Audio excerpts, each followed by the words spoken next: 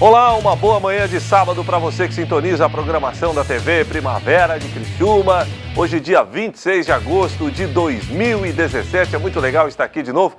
Mais uma edição do nosso Esporte em Questão no ar, neste sábado que é especialíssimo, principalmente para as mulheres de Criciúma, até porque hoje nós teremos um grande encontro Mulheres que Vencem na sede da Igreja Internacional da Graça de Deus. Tá todo mundo empolgado aqui na TV Primavera para cobrir esse grande evento, porque com certeza Deus vai se manifestar e todo mundo vai sair edificado, principalmente as mulheres da região. Então, eu já vou abrir o Esporte em Questão de hoje, fazendo um chamamento especial para você, mulher que acompanha a nossa programação. Tá sem nada para fazer hoje à tarde? Fica tranquila. Vem às 4 horas aqui na sede da Igreja Internacional da Graça de Deus, na Rua Miguel Patrício de Souza, número 300, que o culto vai começar. Encontro Mulheres que Vencem, show de bola, não vai precisar pagar absolutamente nada. A Janaína Fernandes vai ser a pregadora, a Fran Sodré, que é a esposa do pastor Sodré, está organizando o evento, e nós também teremos a presença do grande nome, hein, do atual cenário da música gospel no Brasil, que é a Sara Beatriz. Vai estar show de bola, então, para você, mulher. Hoje, sábado, é especial aqui na TV Primavera e na Igreja da Graça. Ah, mas eu não sou membro da Igreja da Graça. Não tem problema, o evento é aberto para todo mundo pode participar. Vem para cá que vai ser show de bola. Mas até lá, enquanto você aí está em casa, quem sabe preparando o almoço, quem sabe descansando, vamos fazer o seguinte, vamos curtir nos próximos minutos muito esporte para ficar por dentro de tudo. Claro que o primeiro bloco é destinado ao Criciúma Esporte Clube e no segundo bloco a gente vai falar de muita coisa legal. Tem muita coisa legal mesmo, hein? Tem semifinal da Copa do Brasil, 2 jogões, foi o jogo do Cruzeiro e também o jogo do Flamengo. Nós vamos falar de seleção brasileira e nós vamos falar de muito esporte. Então, segura aí que está começando o Esporte em Questão.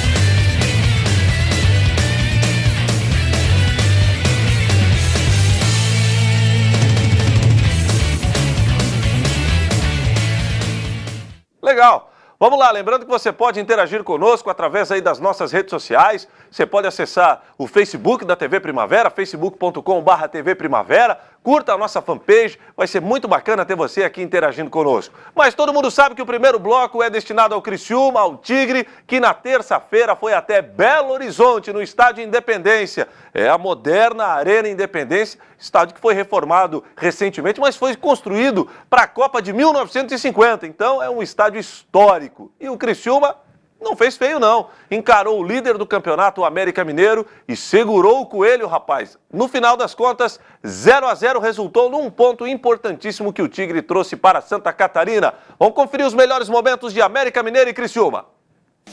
O Coelho deu uma canseira danada no Tigre, rapaz. Neste lance, Bill entrou na grande área e tocou na saída do goleiro Luiz. Pra sorte do Criciúma, a bola foi pra fora e o atacante do América estava impedido. E o lance não deu em nada. Quem tentou agora foi Mateuzinho. O garoto do América soltou a bomba de fora da área e Luiz precisou intervir com uma excelente defesa.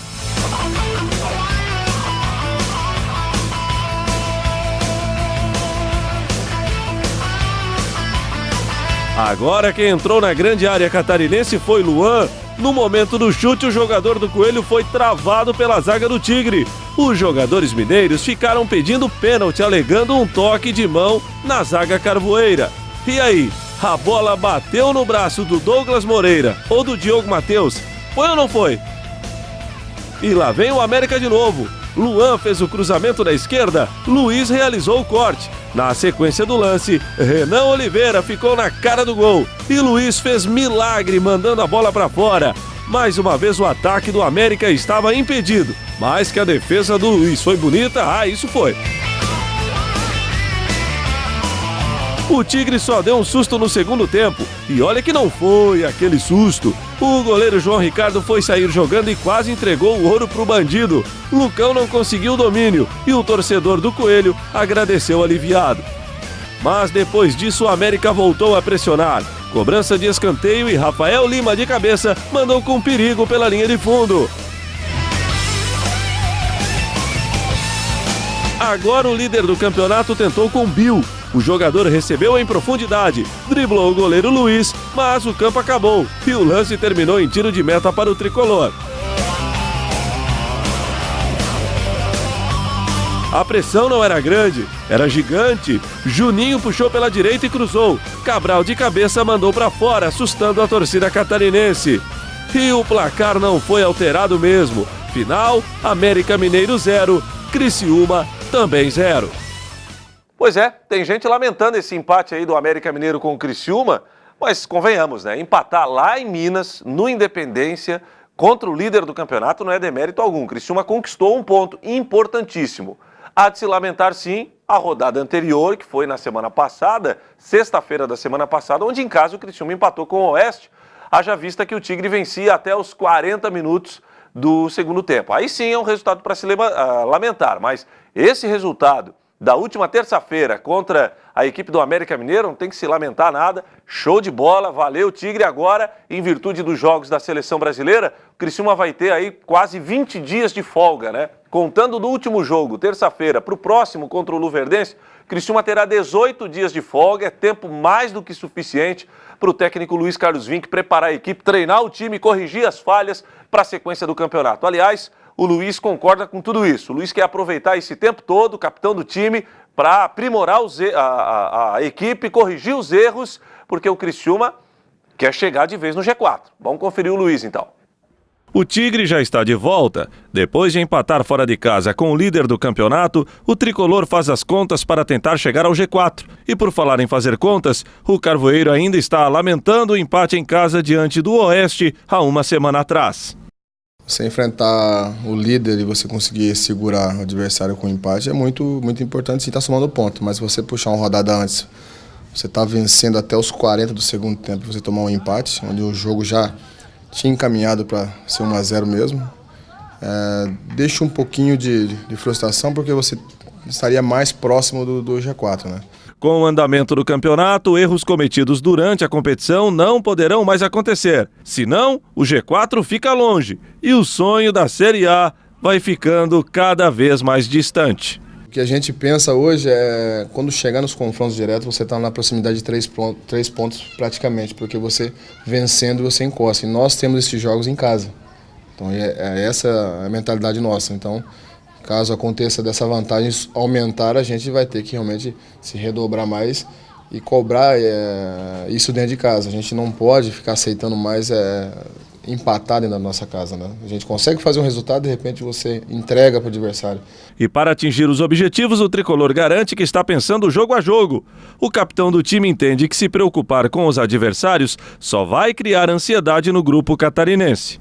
Claro que você fica numa ansiedade, está olhando a tabela, pensando no acesso que é possível, e isso às vezes atrapalha, né? Você olha na tabela, você pensando que pode vencer, encostar dentro da partida, você tendo esse pensamento, esquecendo um pouco do jogo, acontecem os erros, né? E a gente sabe que a competição hoje ela exige atenção total, foco total.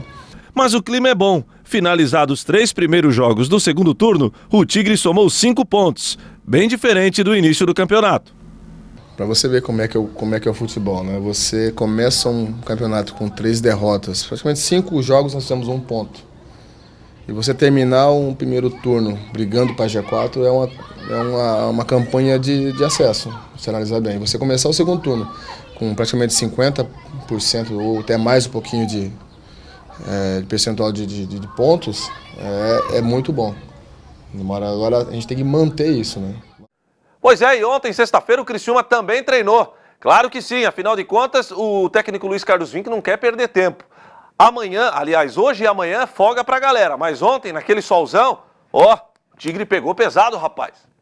E se não tem partida oficial, o negócio mesmo é treinar.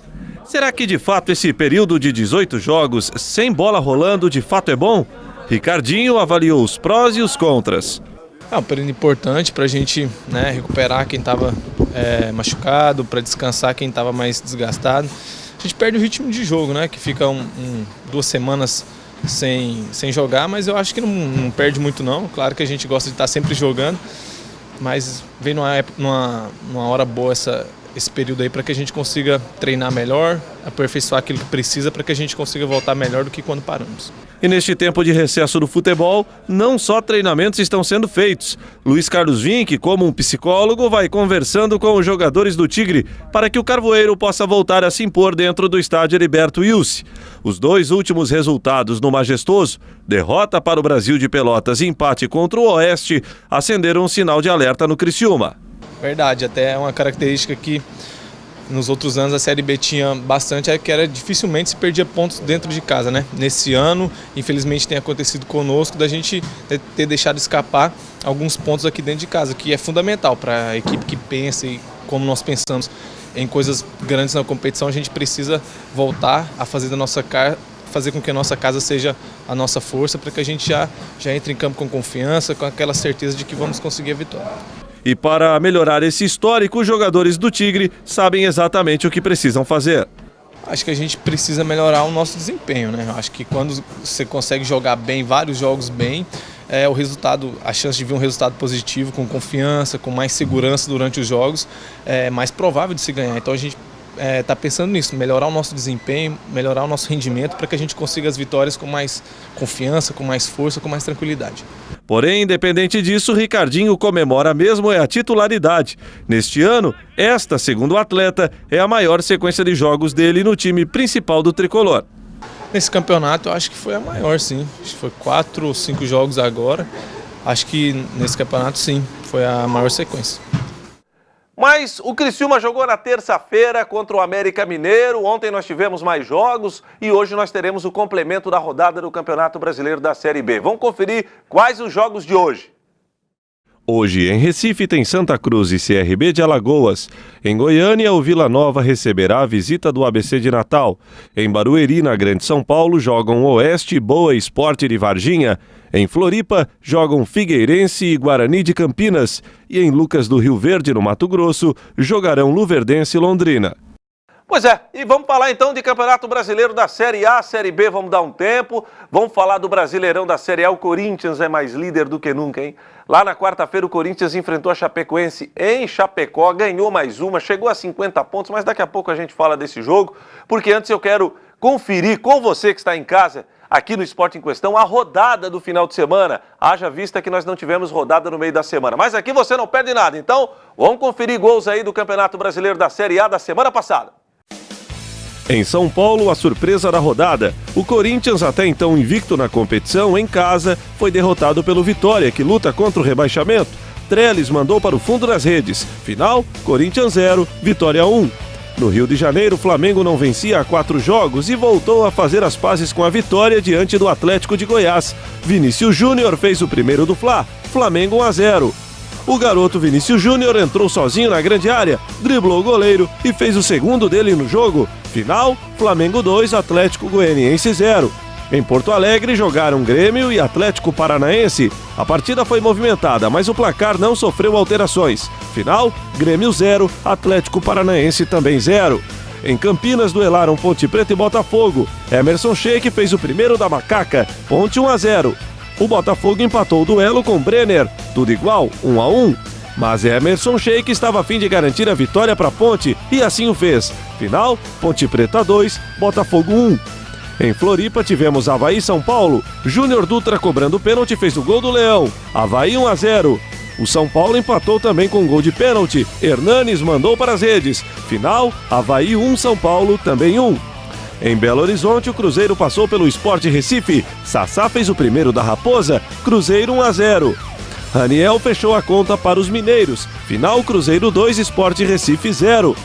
Em Salvador jogaram Bahia e Vasco da Gama e o Bahia não tomou conhecimento do Vascão. Thiago abriu os trabalhos para o tricolor da Boa Terra, Bahia 1-0.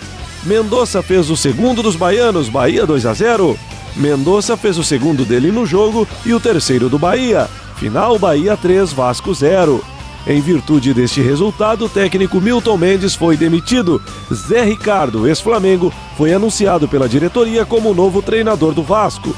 Em São Paulo, o Palmeiras foi surpreendido pela Chapecoense. Fabrício Bruno fez Chapecoense 1-0. Túlio de Melo fechou o marcador favorável à Chape. Final, Palmeiras 0, Chapecoense 2. Em Curitiba, o Coritiba encarou o Santos. Apesar do esforço das duas equipes, o jogo não saiu do 0-0. No Rio de Janeiro jogaram Fluminense e Atlético Mineiro, e o Flu abriu os trabalhos com Henrique Dourado, o ceifador, Fluminense 1-0. Henrique Dourado fez mais um para o tricolor do Rio, Fluminense 2-0. Valdívia descontou para o Galo, e ficou nisso, Fluminense 2, Atlético Mineiro 1. Pois é, rapaz, e o Corinthians está com a corda toda, hein? Já já a gente vai conferir a vitória do Corinthians em Chapecó em cima da Chapecoense. Antes, nós vamos conferir a tabela de classificação e também os jogos de hoje, de amanhã e de segunda-feira do Campeonato Brasileiro da Série A. Hoje, sábado, serão realizados 2 jogos. No Rio de Janeiro, teremos o clássico entre Fluminense e Vasco. E em São Paulo, teremos Corinthians e Atlético Goianiense. Amanhã, domingo, no Rio, o Flamengo irá receber a visita do Atlético Paranaense.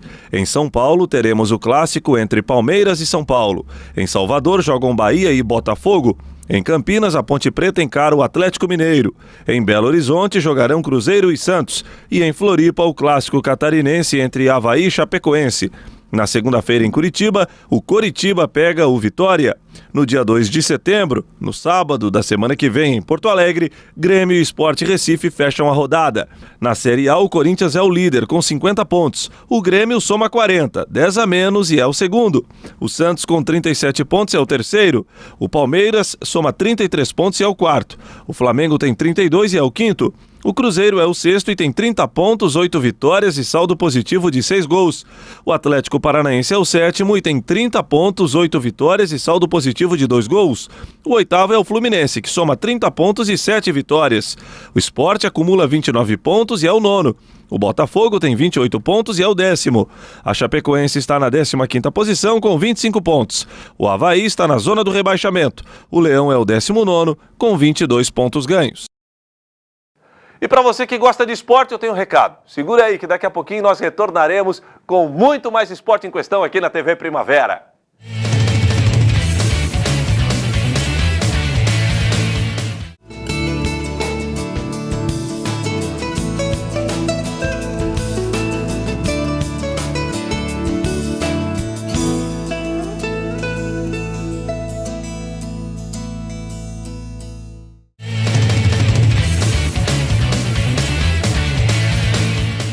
E a gente continua falando ainda de Campeonato Brasileiro da Série A, mas antes eu tenho 2 recados. Não esquece, hoje, Mulheres que Vencem, 4 da tarde, na sede da Igreja Internacional da Graça de Deus aqui de Criciúma, na Miguel Patrício de Souza, número 300.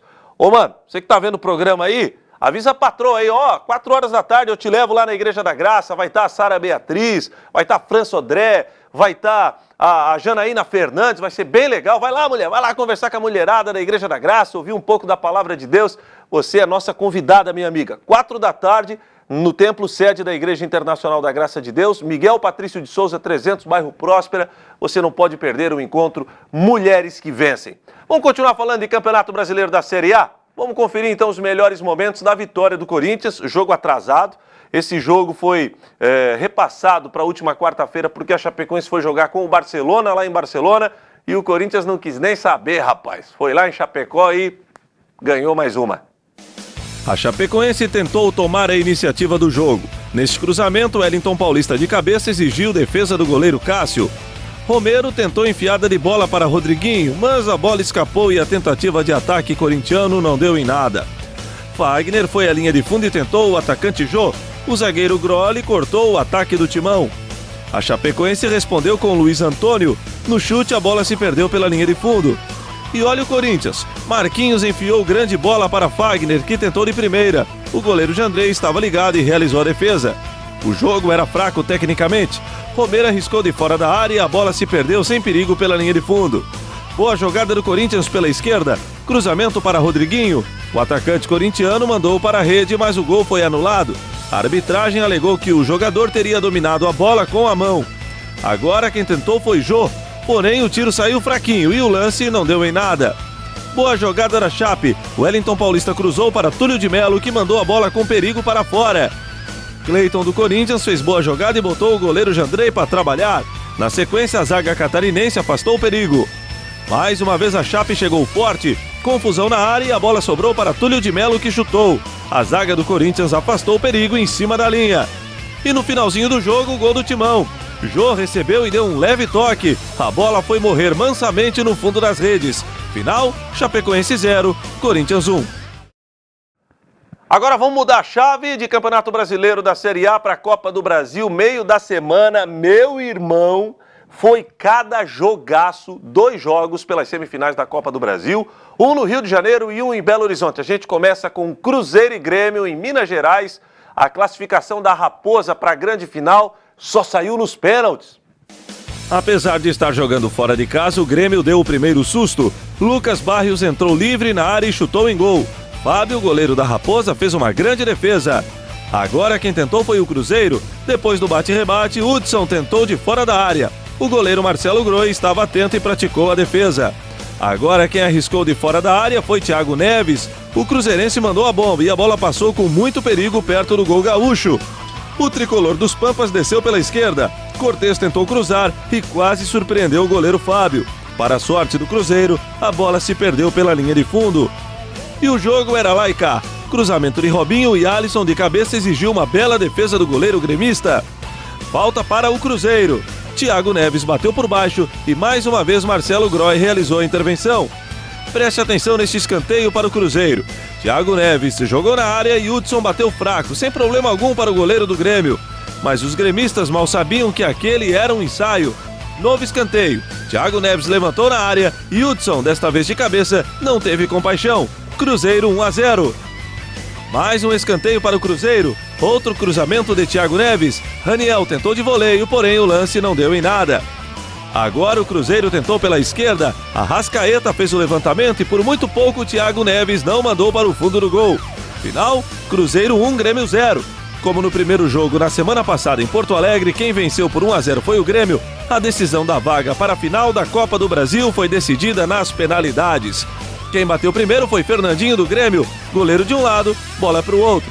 Grêmio 1-0. O primeiro pênalti do Cruzeiro, quem bateu foi Rafael Sobis. A cobrança foi perfeita e a disputa estava empatada, 1-1. Edilson foi para a segunda cobrança gremista. O jogador mandou a bomba, mas a bola bateu na trave. Robinho do Cruzeiro também não converteu sua cobrança. Marcelo Groi fez grande defesa. A disputa continuava empatada em 1-1. Everton foi o terceiro cobrador gremista e mais uma vez os gaúchos jogaram na trave. Murilo tentou colocar o Cruzeiro em vantagem, porém Marcelo Groi estava inspirado e defendeu mais uma cobrança. Tudo igual ainda, 1-1. O garoto Arthur estava disposto a mudar a rotina e mandou a bola para o fundo das redes. Grêmio em vantagem, 2-1. Raniel do Cruzeiro também não deu bobeira e mandou a bola para o gol. Tudo igual novamente, 2-2. Luan cobrou a quinta penalidade gremista e Fábio fez grande defesa. Thiago Neves não decepcionou e mandou a bola para o fundo do gol, decretando a classificação do Cruzeiro. Bom, e depois do jogo, o técnico Mano Menezes avaliou o desempenho da sua equipe e, claro, comemorou a classificação do Cruzeiro para a grande final. O Grêmio, em todos os jogos que jogou, fez gol fora de casa, então era uma tentativa já de preparar o meu time para tomar esse gol e não baixar a cabeça, né? Tinha que resolver o assunto se ele acontecesse. Nós tínhamos uma ideia de que o jogo não ia se resolver dessa maneira, né?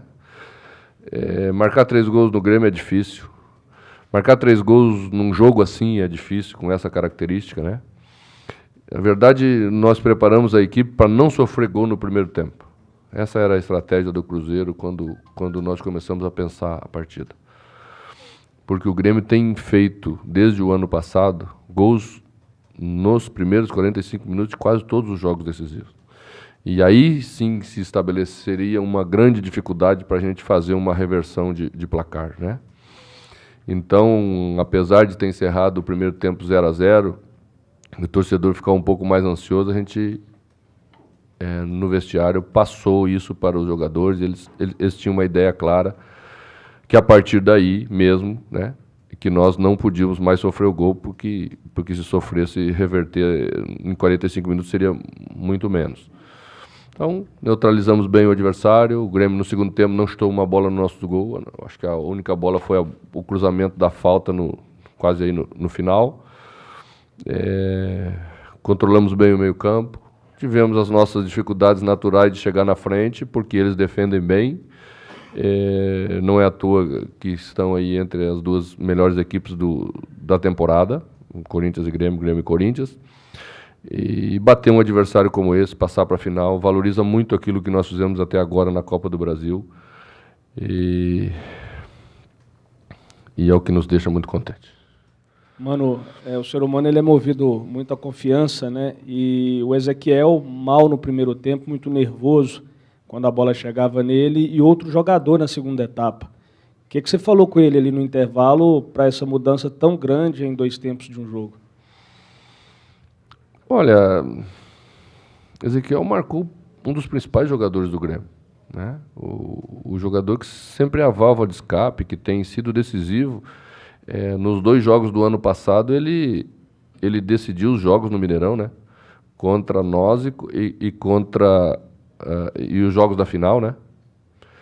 E sempre foi muito difícil marcá-lo. Então, para o Ezequiel, para o Romero, para qualquer jogador seria difícil. Talvez um pouco de ansiedade de um modo geral da nossa equipe, né? E aí não podemos individualizar. Acho que fomos melhores como equipe no segundo tempo como um todo, a equipe melhorou, o Ezequiel também melhorou. Ô, Mano, na semana passada, depois do primeiro jogo lá na Arena do Grêmio, a gente falava da importância de o Cruzeiro fazer um grande jogo para tentar esta classificação. O time passa pela 4ª partida sem ser vazado e não tomou gol de uma das equipes que, se não me engano, 2 vezes no ano apenas, não tinha feito gol nos adversários. O Cruzeiro já eliminou o que mais investiu, o Palmeiras, o que vinha jogando, talvez, para muitos, o melhor futebol.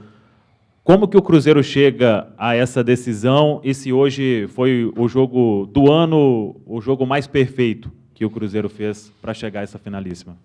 Olha, o que eu tentei explicar, inclusive para ti lá em Porto Alegre, não fui muito feliz, é que o resultado de lá era um resultado normal. As pessoas não têm um pouco de dificuldade para aceitar que você ia a Porto Alegre jogar contra o Grêmio, um jogo como aquele, perder de 1-0 é normal. Não quer dizer que você goste de perder de 1-0, que você queira perder de 1-0, mas está dentro do contexto. Está dentro do contexto perder de 1-0 na Champions League, na Libertadores, na Copa do Brasil, em qualquer campeonato de mata-mata, você vai para fora da sua casa e é difícil jogar. Como foi difícil para o Grêmio jogar contra o Cruzeiro aqui hoje. Mas no Rio de Janeiro não foi menos não, hein? Tivemos outro jogaço de bola, um clássico Flamengo e Botafogo. O Berril, que foi aquele drible, Berril. Flamengo ganhou do Botinha 1-0 e é o grande oponente do Cruzeiro na final da Copa do Brasil. Vamos conferir. O Botafogo deu a primeira espetada. Neste cruzamento de Roger, Guilherme de cabeça desperdiçou uma bela chance de gol. O Flamengo respondeu à altura. Guerreiro limpou o zagueiro e chutou forte. Gatito Fernandes fez excelente defesa e mandou a bola para escanteio. Agora quem chegou pela esquerda foi Everton. O atacante do Flamengo soltou a bomba, mas a bola explodiu em Luiz Ricardo e se perdeu pela linha de fundo. O jogo era nervoso. Prova disso veio nesse contra-ataque rubro-negro. Guerreiro tocou para Berril, que escorregou antes que a bola chegasse nele.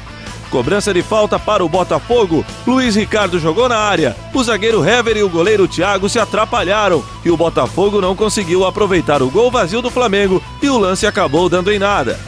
O time da Estrela Solitária apertou o nó da gravata. Neste lance, Matheus Fernandes ajeitou no peito e soltou o sapato. A bola, com perigo, se perdeu pela linha de fundo.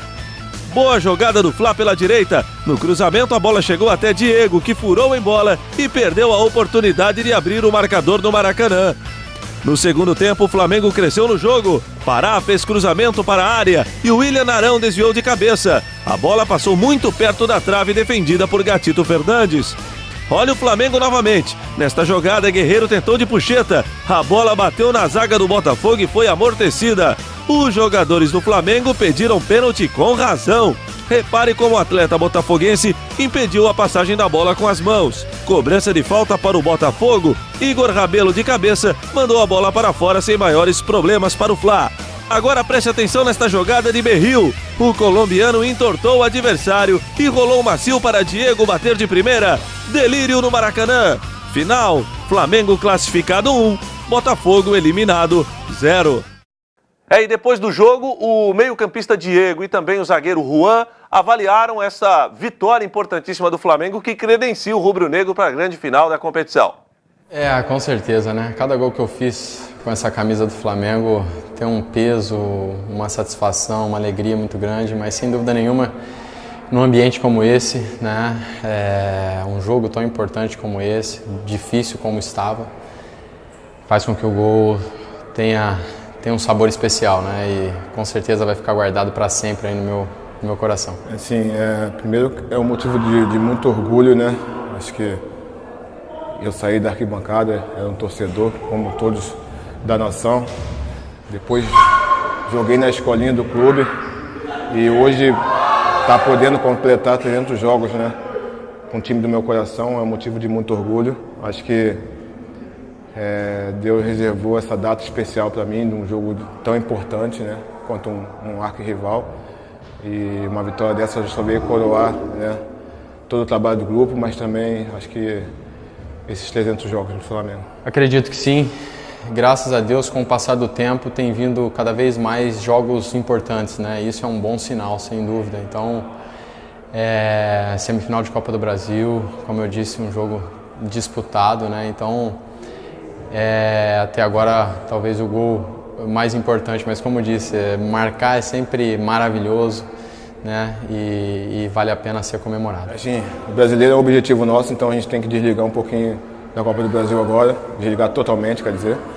E temos 4 jogos no Rio de Janeiro do brasileiro. É importante que a gente consiga essas vitórias que faltaram no primeiro turno, para a gente subir na tabela e aí depois a gente vai pensar na final da Copa do Brasil. Eu acho que agora temos que ir por partes, né? Comemorar, hoje é dia de comemorar, realmente foi uma vitória muito difícil, enfrentamos uma grande equipe e a partir daí se concentrar jogo a jogo, né? Nós temos aí o Campeonato Brasileiro também e temos que seguir fortes, vencendo, esse é o nosso pensamento. Chegará o momento de pensar no Cruzeiro, na final, que sem dúvida nenhuma vai ser um jogo muito difícil, mas estaremos preparados. Lembrando que já saiu o sorteio da grande final da Copa do Brasil. O primeiro jogo será realizado agora em setembro no Maracanã e o segundo no final do mês de setembro em Minas Gerais. Portanto, o Cruzeiro tem a vantagem de decidir em casa. O primeiro jogo será no Maraca, no Rio de Janeiro.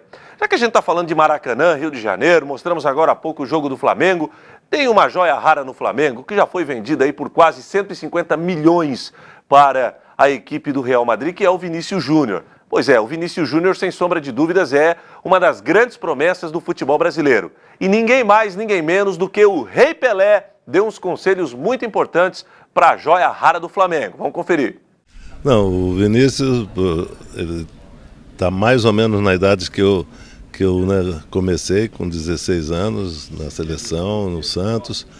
E o importante que eu acho, que foi o que eu sempre pus em pauta na minha vida, foi o que meu pai sempre falou: mas nunca achar que ele é o melhor craque do mundo, nunca. Sempre achar que tem alguma coisa a aprender. Eu acho que essa é a mensagem que eu posso passar para ele, porque o dom de jogar futebol eu já tinha, porque Deus me deu, mas eu não podia achar que era melhor que qualquer um. Podia ser igual, podia estar numa fase boa, mas achar que era melhor e botar a banca que era melhor, eu acho que essa é a mensagem que eu dou para ele. Sempre que entrar em campo, acha que vai ser o Vinícius, vai jogar, vai fazer o seu gol, mas nunca achar que é o Cobrão, que é o melhor que os outros. E já que o papo é Flamengo, rapaz, a gente resgatou aqui um zagueiraço do Flamengo que foi símbolo no título brasileiro do Flamengo em 2009. Aliás, ele fez o gol do título do Flamengo naquele jogo histórico contra o Grêmio. Ronaldo Angelim. Aproveitando esse clima da boa fase do clube, a diretoria do Flamengo trouxe o Ronaldo Angelim, que hoje está aposentado, para participar de um evento muito legal em meio aos torcedores do Flamengo. Vamos conferir.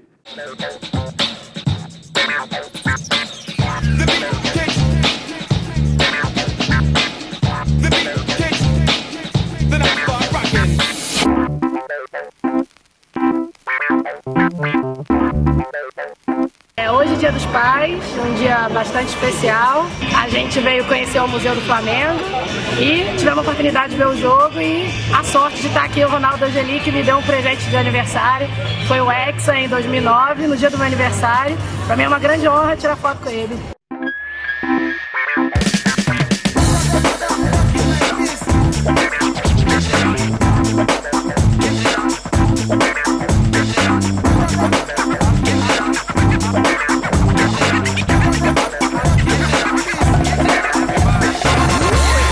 Estou feliz aqui de estar comemorando o primeiro dia dos pais com meu filho, né, Pedro Paulo, futuro flamenguista, e feliz de estar podendo tirar uma foto também e conhecendo o nosso herói do Hexa, o Ronaldo Angelim. Muito obrigado, Flamengo.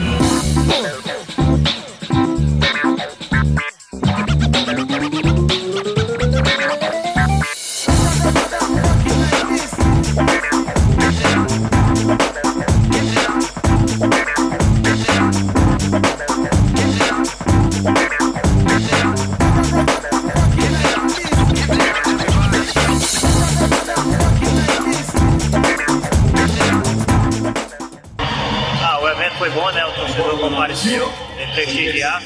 E eu fico feliz de ter vindo poder estar participando aqui do lançamento do meu copo. Quero agradecer ao torcedor que comprou, que também não comprou, né? Que ainda vai comprar. Então, quem puder, compra o copo aí para ajudar o Flamengo. Valeu, galera. Um abraço. E não é só futebol não que o Flamengo está dando bola, basquetebol também. Nós tivemos aí a garotada da escolinha do Flamengo sendo recepcionada por grandes nomes do basquete nacional, um momento ímpar e emocionante. Vamos conferir.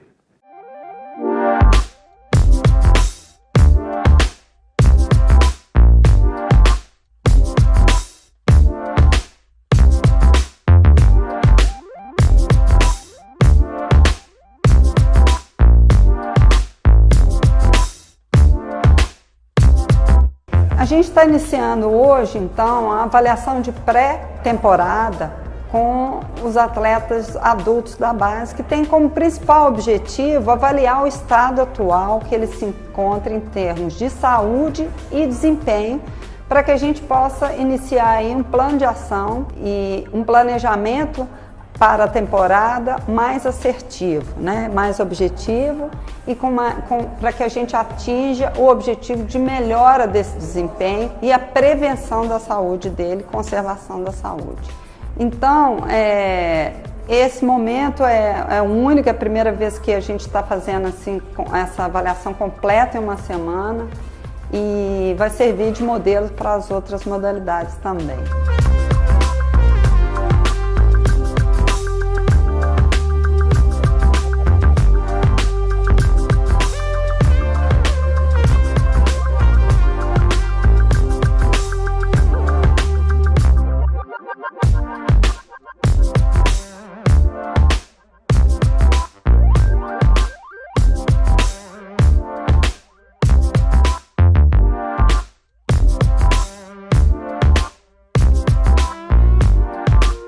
Segundo dia de avaliações do Flamengo, nós viemos do Flabasquete com a parceria junto com o COB. Estamos usando a infraestrutura do COB no Maria Além e temos como objetivo fazer as avaliações musculares dos atletas. Hoje, o exame realizado foi o exame isocinético de joelhos e tornozelos, um exame que a gente utiliza para analisar, fazer análise dos músculos agonistas e antagonistas para ver a relação, se existe alguma diferença entre os músculos na mesma perna e comparando com a direita e com a esquerda. Então, assim, é um exame preventivo, um exame que a gente faz para poder analisar o pico de torque do atleta, para saber como é que ele está a força dele, para a gente direcionar um pouco o treinamento de força e saber qual membro ele pode ser melhor direcionado para ter uma melhor capacidade de desempenho.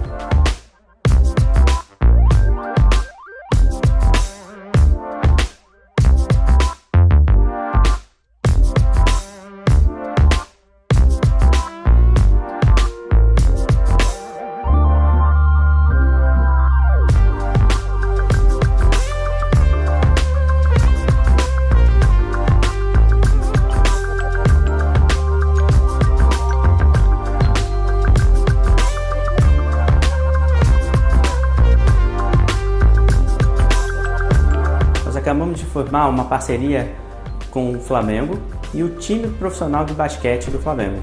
Fizemos avaliações oftalmológicas dos jogadores para saber se eles têm algum defeito de visão, se eles precisam, por exemplo, corrigir através do uso de um óculos, de uma lente de contato para poder melhorar a performance visual deles durante os jogos e se eles têm algum problema dos olhos.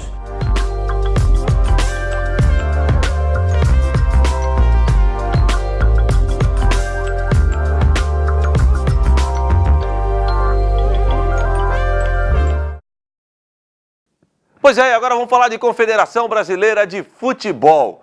Museu da CBF, Paulinho Gogó, ele mesmo, humorista, acabou visitando o Museu da CBF, se emocionou, afinal de contas, ele é fãzaço de futebol.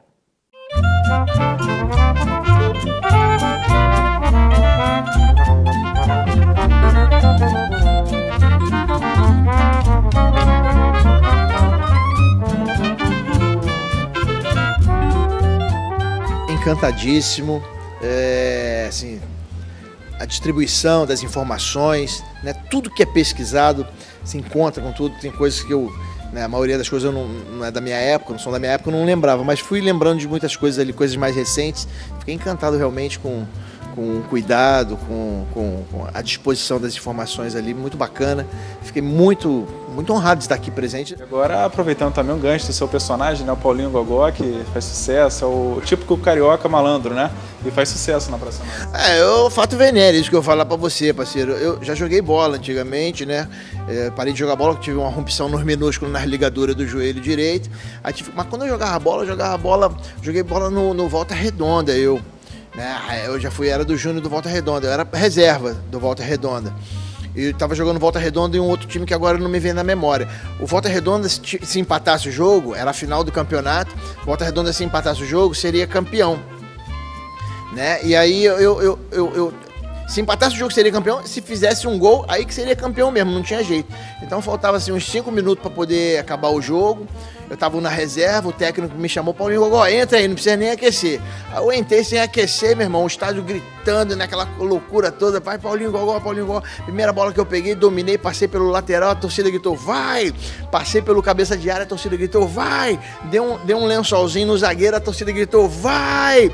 O goleiro saiu, passei pelo goleiro, a torcida gritou, vai! Era eu e o gol ali, sozinho, rapaz, enchi o pé, chutei pra fora e a torcida terminou de dizer pra onde eu devia ir. Quem não tem dinheiro conta história, fato venéreo, Paulinho Gogó, tamo junto e menstruado. Quem não tem dinheiro conta história. E a Confederação Brasileira de Futebol recebeu nesta semana o seu primeiro encontro anual de treinadores. Técnicos de todo o Brasil estiveram presentes.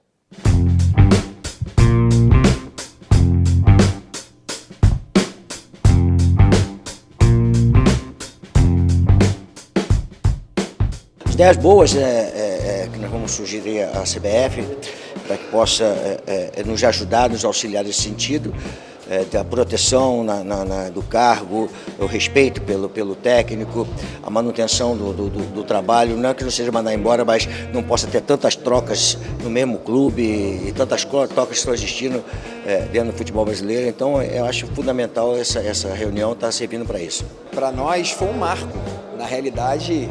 Segundo os mais experientes, né, nunca houve isso, como aconteceu aqui hoje. Né, reunir uma geração com treinadores assim, campeões do mundo e com treinadores que estão iniciando agora, a gente em busca de um reconhecimento. Em nenhum momento, por exemplo, a entrevista do Jair ou qualquer colocação de um profissional, a gente não é contra, a gente é a favor da vinda de um estrangeiro para cá. O que a gente quer é que o reconhecimento que eles têm aqui, nós tenhamos lá também, no país deles ou na Europa, que coisa que a gente está perdendo completamente o mercado, inclusive na Ásia. O que a gente quer é que os cursos, que por sinal são excelentes, os nossos cursos que nós fazemos aqui na CBF, eu estou indo já para o 2º módulo da A, e é muito bom, não perde nada para a UEFA, então o que a gente quer é um reconhecimento da nossa profissão. Eu acredito que hoje a gente tendo essa oportunidade, essa posição aqui dentro da CBF, em poder estar participando de um evento como esse, é o momento da gente defender a nossa classe, os nossos treinadores. A gente sabe a briga que é e a dificuldade que é trabalhar no futebol feminino. Essa briga, essa causa que eles estão levantando do treinador de futebol, ele indifere do gênero masculino ou feminino. Olha, foi muito importante a reunião, porque nós tivemos aí cerca de 100 treinadores discutindo o nosso destino, o nosso futuro, né? E diante disso tudo a gente fez um resumo para sentar com a diretoria da CBF e tentar passar para eles quais as nossas dificuldades, aquilo que a gente tem em termos de instabilidade no emprego, para que a CBF, entendendo isso daí, possa, de repente, alterar alguma coisa no regulamento das competições e vir de encontro àquilo que é o desejo do treinador, a melhoria do futebol brasileiro. E já que o assunto é futebol, vamos falar de futebol feminino. As meninas da Seleção Brasileira de Futebol, elas acabaram tendo as suas avaliações definidas pelos orientadores da CBF. Momento importante, já que o esporte vem se desenvolvendo no Brasil. A definição de separação das regiões, nós montamos um cronograma para acompanhar essas atletas, né? Com observações presenciais e observações por meio das plataformas que nós temos, dos jogos que foram transmitidos durante a Série A1 e A2, para poder acompanhar o maior número de atletas, para a gente fornecer informações para a Emily mais o Guilherme tomarem a decisão de quais seriam as atletas convocadas para essa convocação de observação técnica durante essa semana aqui, visando a região do Nordeste. Eu comecei a imaginar que eles estavam observando por causa do brasileiro da Série A2 que a gente participou e que falaram que eles estavam olhando, observando algum jogador do Nordeste, mas eu não imaginava que seria convocada. A gente acaba ajudando também a observação do Doriva para a Sub-20. Então hoje nós temos 6 atletas aqui que futuramente pode estar na seleção Sub-20 e ele já estando aqui já faz essa observação para que ele possa comparar o nível que elas estão aqui com o nível que ele tem hoje, que ele esteja montando para o Sul-Americano. Felizmente, a gente está tendo uma boa aceitabilidade dos clubes num relacionamento da comissão técnica com as comissões técnicas dos clubes, buscando informações, não só através das plataformas, dos canais, das mídias sociais, mas de materiais que os clubes geram, né? Nas filmagens, nas informações e uma grande abertura. Com isso, a gente está formando uma rede, né, de comunicação dos clubes com a comissão técnica para a gente poder acompanhar esses atletas, mesmo pela distância, a questão geográfica nossa, a gente tem que encontrar soluções. Então tudo facilitou para que a gente pudesse realizar a região Nordeste, que nós tínhamos muito medo, primeiro por ser distante, segundo pelo futebol feminino não ser tão desenvolvido como no Sudeste, mesmo porque o Sudeste hoje tem o Campeonato Paulista muito forte, muito competitivo. Então a gente temia quanto a isso e acabou que as coisas aconteceram porque eles lá, os diretores, o presidente das federações, eles entenderam que era importante. Então isso tudo facilitou. E para fechar, vamos falar de uma data que vai ficar para sempre gravada nos fãs do futebol brasileiro. Nesta semana comemoramos 1 ano da conquista do inédito ouro olímpico do futebol nacional, conquistado no Maracanã nas Olimpíadas do Rio, nas penalidades contra a Alemanha. Vamos conferir um especial dos 12 meses do primeiro ouro do futebol olímpico brasileiro. Só que também é uma oportunidade de entrar mais ainda na história do futebol e da seleção. Que moleque vai ser campeão. Bora, mulher!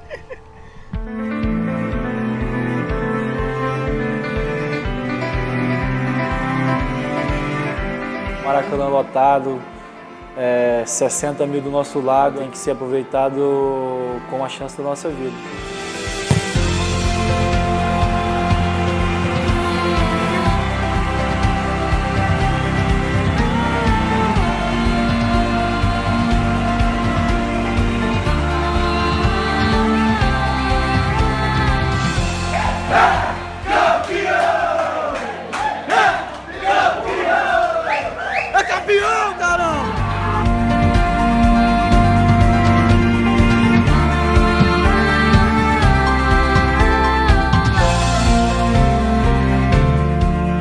Qualquer menino que gosta de futebol poder jogar as Olimpíadas, eu sendo do Rio, para mim é algo que eu nunca vou esquecer.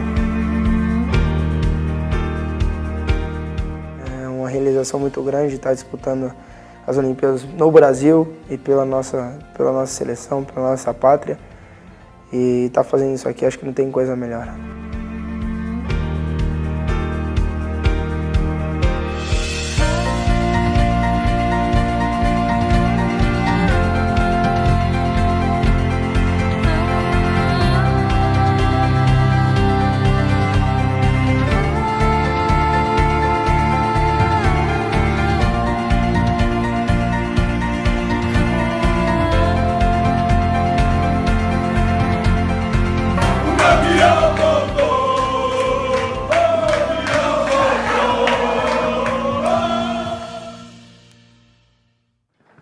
Valeu, galera, show de bola, obrigado pela sua audiência. Esporte em Questão da TV Primavera fica por aqui e volta numa próxima oportunidade. Beijo pra todo mundo, bom final de semana, tchau.